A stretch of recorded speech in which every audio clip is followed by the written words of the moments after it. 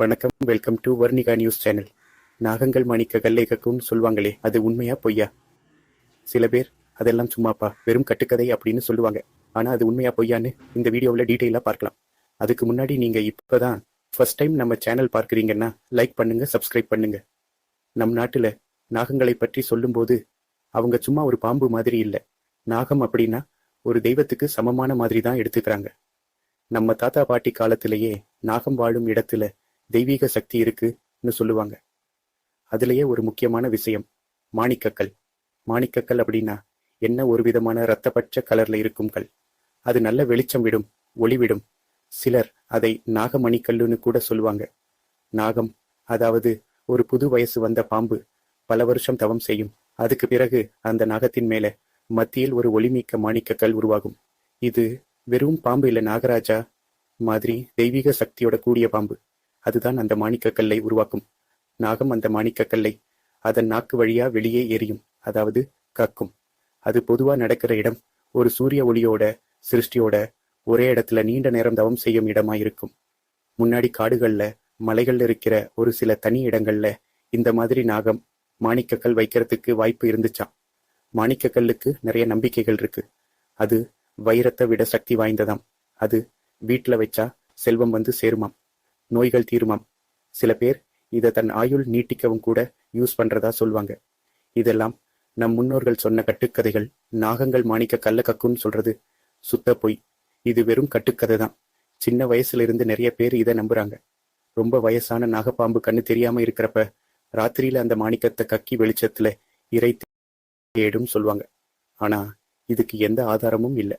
சில பேர் என்ன சொல்றாங்கன்னா, அந்த நாகமாணிக்கத்தை சாதாரணமா கையால தொட முடியாது, சில பூஜை எல்லாம் பண்ணாதான் அதை எடுக்க முடியும்னு சொல்றாங்க.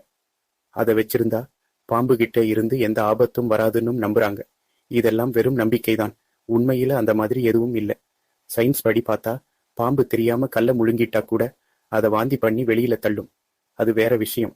மற்றபடி நாகம் மாணிக்கம் கக்குறதெல்லாம் வெறும் கற்பனை தான். நிறைய பழைய படங்கள்லையும் கதைகள்லையும் இந்த நாகமாணிக்கம் பத்தி சொல்லியிருக்காங்க. ஒரு நாகம் தன்னோட பொக்கிஷமா அந்த மாணிக்கத்தை வச்சிருக்கும்னு, யாராவது அதை திருட முயற்சி பண்ணா அந்த நாகம் பழிவாங்கும்னு கூட சொல்லுவாங்க. இதெல்லாம் பார்க்கறதுக்கும் கேட்கறதுக்கும் ரொம்ப சுவாரஸ்யமா இருக்கும். உண்மையில பாம்புகளுக்கு அந்த மாதிரி மாணிக்கம் எதுவும் கிடையாது. பாம்புகள் ஊர்வன வகையைச் சேர்ந்தது. அதுங்களுக்கு எலும்பு கூடு அமைப்புல சில வித்தியாசங்கள் இருக்குமே தவிர மாணிக்கம் மாதிரி ஸ்பெஷலான எதுவும் உடம்புல உருவாகிறதில்ல. சில பேர் என்ன சொல்றாங்கன்னா, காட்டுல சில நேரங்கள்ல மினுமினுக்கிற கற்கள் இல்லைன்னா பூச்சிகள் வெளிச்சம் போடும்போது தூரத்திலிருந்து பார்க்கறவங்களுக்கு அது பாம்பு கிட்ட இருக்கிற மாணிக்கம் மாதிரி தெரியலாம்னு சொல்றாங்க. இல்லைன்னா யாராவது பொய்யான கதையை பரப்பி விட்டிருக்கலாம். ஏன் இந்த மாதிரி ஒரு கதை வந்துச்சுன்னு யோசிச்சு பார்த்தா அதுக்கு சில காரணங்கள் இருக்கலாம். முக்கியமா பாம்புகள்னாலே ஒரு மர்மமான ஊர்வன விலங்குன்னு நிறைய பேர் நினைக்கிறாங்க. அதோட வித்தியாசமான தோற்றம், யாரும் ஈஸியா நெருங்க முடியாத தன்மை, இதெல்லாம் சேர்ந்து ஒரு பயத்தையும் அதே சமயத்துல ஒரு ஆர்வத்தையும் கொடுக்குது. அதனாலதான் பாம்புகளை வச்சு நிறைய கட்டுக்கதைகள் வந்திருக்கலாம். ரெண்டாவது, அந்த காலத்துல நிறைய பேர் இயற்கையையும் அதுல இருக்கிற விஷயங்களையும் ஒரு மாயாஜாலத்தோட பார்த்தாங்க. மின்னல் வெட்டுறது, மழை பெய்யறது, இதுக்கெல்லாம் ஒரு காரணம் இருக்கும்னு நம்புனாங்க. அதே மாதிரி பாம்புகள் கிட்ட ஒரு விசேஷ சக்தி இருக்குன்னு நம்பி இருக்கலாம். அந்த நம்பிக்கையில இருந்துதான் இந்த மாணிக்கம். மூணாவது, சில அரிதான மினுமினுக்கிற கற்களை யாராவது பார்த்திருக்கலாம். அதை பாம்புகளோட தொடர்பு படுத்தி ஒரு கதையை உண்டாக்கி இருக்கலாம். காலப்போக்குல அது இன்னும் மெருகேறி நாகம் மாணிக்கம் கக்கும்னு ஒரு உறுதியான நம்பிக்கையா மாறி இருக்கலாம். உண்மையில சொல்லப்போனா இது ஒரு தலைமுறையிலிருந்து இன்னொரு தலைமுறைக்கு சொல்லப்பட்டு வந்த கதைதான். இதுல எந்த விதமான உண்மையும் கிடையாது. பாம்புகள் சாதாரணமான மற்ற உயிரினங்கள் மாதிரிதான் இந்த நாகமாணிக்கம் விஷயத்துல. யோசிச்சு பார்த்தா இந்த மாதிரி கட்டுக்கதைகள் ஏன் ரொம்ப நாள் நிலைச்சு நிக்குதுன்னு ஒரு கேள்வி வருது. ஒரு காரணம் என்னன்னா, இந்த கதைகள் ரொம்ப சுவாரஸ்யமா இருக்கிறது. ஒரு பாம்பு கிட்ட ஒரு விலைமதிப்பில்லாத கல் இருக்குன்னா கேட்கவே ஆச்சரியமா இருக்குல்ல. இது ஒரு வகையான மாயாஜால கதையா இருக்கிறதால நிறைய பேருக்கு இது பிடிச்சிருக்கு.